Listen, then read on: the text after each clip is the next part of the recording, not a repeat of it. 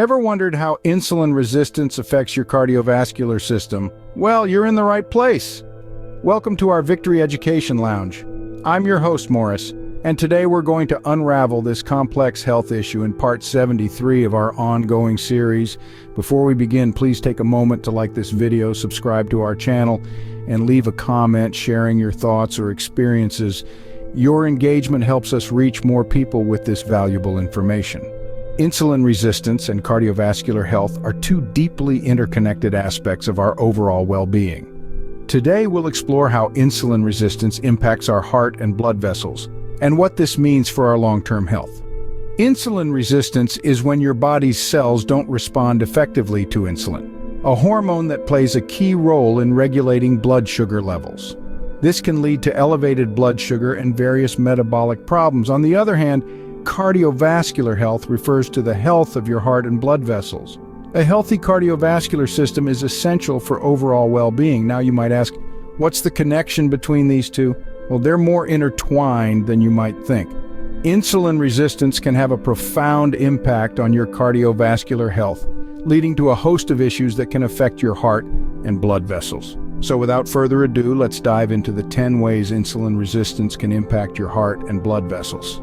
Firstly, let's explore how insulin resistance can lead to endothelial dysfunction. The endothelium is the inner lining of our blood vessels. When insulin resistance sets in, it can impair the function of this crucial layer, leading to reduced blood flow and an increased risk of atherosclerosis. That's a condition where arteries harden due to plaque buildup. Next up is hypertension or high blood pressure. Insulin resistance has a hand in this too, by increasing sodium retention in the body and ramping up activity in the sympathetic nervous system. That's the part of your system that controls the fight or flight response. Then we have dyslipidemia, a fancy term for an unfavorable lipid profile. This includes high levels of triglycerides and low levels of HDL cholesterol, the good cholesterol. Insulin resistance often leads to this condition, further increasing cardiovascular risk. The fourth effect is inflammation. Not the kind you get from a sprained ankle, but chronic low-grade inflammation that's less noticeable but more harmful. Insulin resistance promotes this type of inflammation, a key factor in the development of cardiovascular disease. Insulin resistance also leads to increased platelet aggregation. This makes your blood more prone to clotting, which can raise your risk of heart attacks and strokes. Moving on to left ventricular hypertrophy. This is a condition where the heart's main pumping chamber, the left ventricle, thickens. Insulin resistance can contribute to this, affecting the overall function of your heart. Coronary artery disease is another condition that can be accelerated by insulin resistance. The combination of inflammation, dyslipidemia, and endothelial dysfunction we've talked about earlier all play a role in the development of this disease.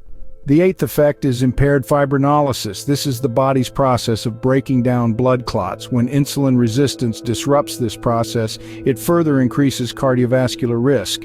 Next, we have arterial stiffness. Insulin resistance can lead to reduced elasticity of arteries, contributing to hypertension and increased workload for your heart. Finally, insulin resistance can cause microvascular complications. This involves damage to small blood vessels, affecting organs like the kidneys and eyes. While not directly a cardiovascular issue, it's a serious concern related to insulin resistance. Understanding these connections is the first step towards managing and preventing cardiovascular complications due to insulin resistance. Now let's discuss how regular physical activity can improve insulin sensitivity and overall cardiovascular health. Exercise is a potent weapon in our arsenal against insulin resistance. It helps muscles absorb glucose from the bloodstream, reducing the burden on insulin. Plus, it can strengthen your heart and blood vessels, making them more resilient against the effects of insulin resistance. The pros are wide-ranging health benefits, from improved mood to better sleep. The only con is that it requires a consistent effort and time commitment. Next, let's explore the Mediterranean diet. This eating pattern, rich in fruits, vegetables, whole grains, lean proteins, and healthy fats, has been shown to improve both insulin sensitivity and cardiovascular health. It's a delicious way to nourish your body and protect your heart. The pros are that it's both nutritious and tasty. The downside, however, is that it may require significant dietary changes, especially for those accustomed to a different diet. Thirdly, weight management is crucial. Maintaining a healthy weight can significantly improve insulin sensitivity and reduce cardiovascular risk. The benefits extend beyond insulin and heart health, as a healthy weight is beneficial for overall well-being.